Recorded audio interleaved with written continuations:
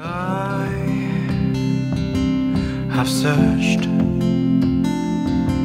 many years on end.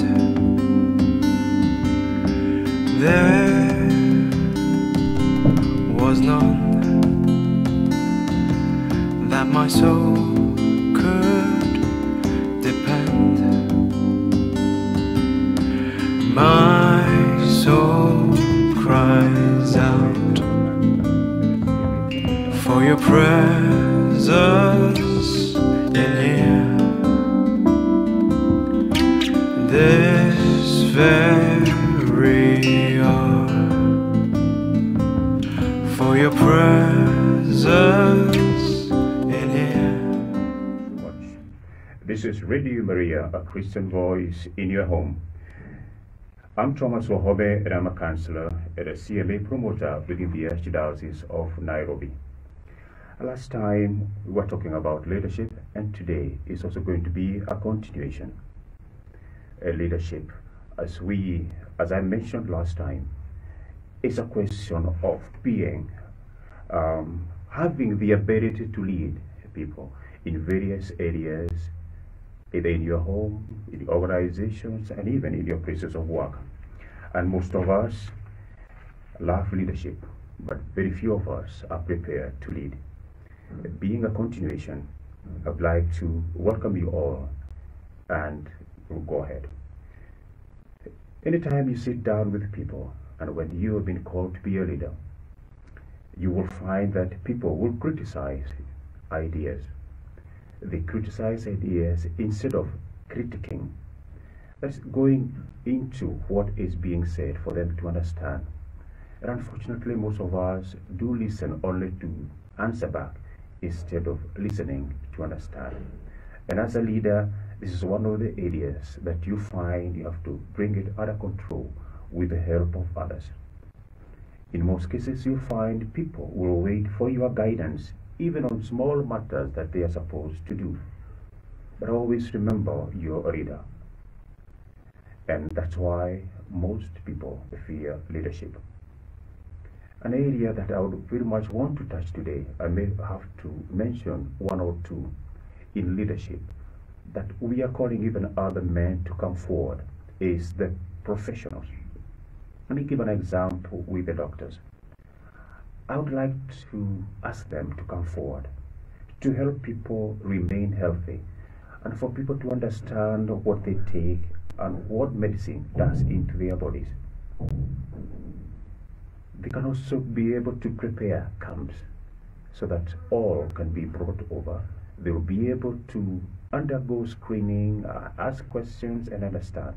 And that is part of leadership, whereby the community or the Christian and even the larger people of the world are able to come forward and gain from your experience and from the knowledge. We also have people who we call nutritionists. Most of us today are having very funny diseases because of the way we are living. At the moment, we ask our nutritionists to come forward. Let people eat healthy. Let them know what to eat, when to eat, and even the amounts. This will help them. And that is part of leadership, because that knowledge given is the one that we are asking you to come forward and let the community gain from you. Another area that you find most people really don't want to, we only want to drive, we only want to sit back, is sports. People don't want to exercise, people don't want to walk, we only want to drive very short distances, and every other moment we are complaining. And then what happens?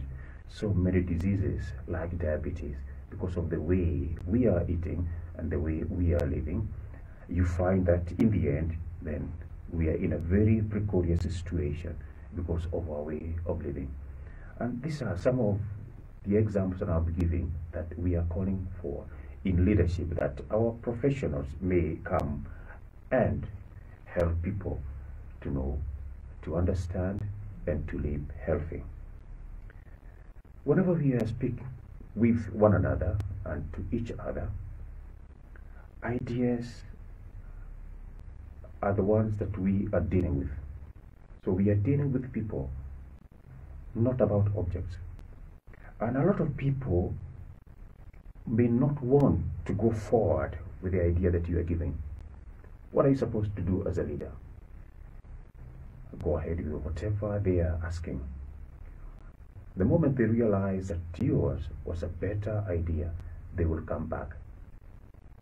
And then they will realize, yes, a leader they have who is able to listen to them and give them an opportunity even to move forward.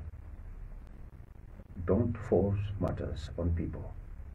Be a good listener. That's one area that we are very poor in, listening. And most of us listen to give back an answer.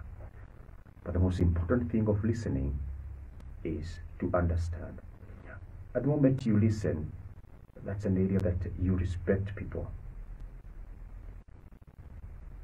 Always remember, when you listen, you're able to persuade, and people will be able to achieve a goal. You want to learn, and you are respectful.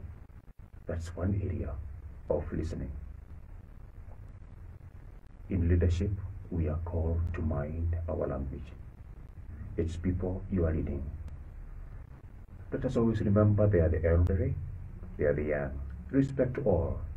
But I said last time that I might also be using also a little of Swahili.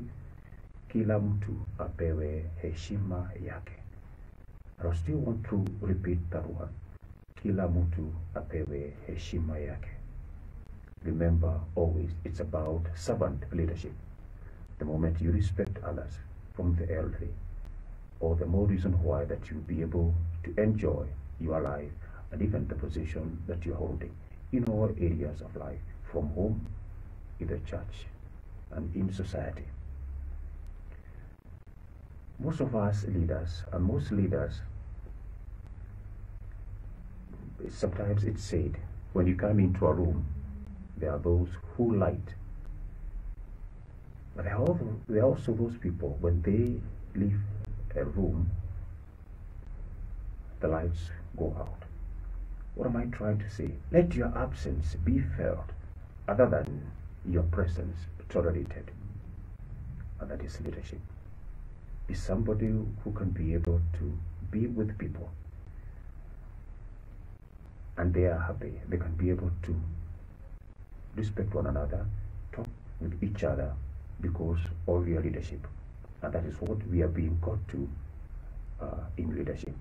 Make yourself approachable, not only to the people of your, if I may say in brackets, of your class, but all the young, that is also the elderly. Let them feel comfortable to approach you. The moment that happens, there's a lot of happiness in those people. And what is leadership all about? That is exactly what people are looking for in their leaders. So be approachable. All these have to start early. So I kindly ask even those who are in leadership today, in friends, be mentors to the young, so that you can be able to pass over the knowledge and the experience that you do have.